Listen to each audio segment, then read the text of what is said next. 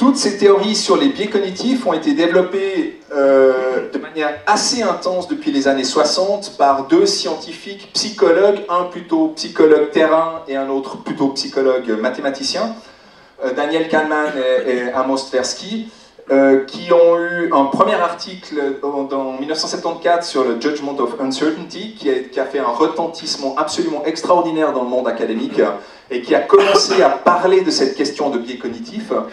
En 2002, Kahneman, malheureusement Tversky est mort à la fin des années 90, en 2002, Kahneman a eu le prix Nobel en sciences économiques parce qu'il a appliqué ses théories sur les biais cognitifs sur l'économie et sur la manière dont pourquoi les choses se passent telles qu'elles se passent en économie.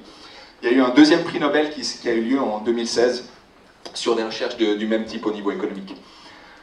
Maintenant là, qu'est-ce que vous voyez? Est-ce que quelqu'un peut me dire quelle est l'impression que vous laisse l'image de cette femme? Est-ce que quelqu'un peut donner son avis rapidement? On parle de quoi? On parle de tristesse, on parle de joyeux, on parle de quoi? Colère, fâché. Notion de danger peut-être? Non? En fait, on retrouve ici à peu près toutes les caractéristiques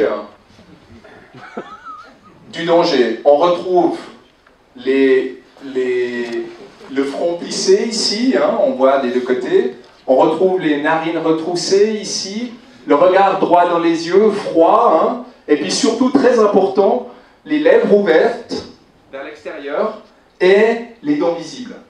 Tout ça sont des signes de menace.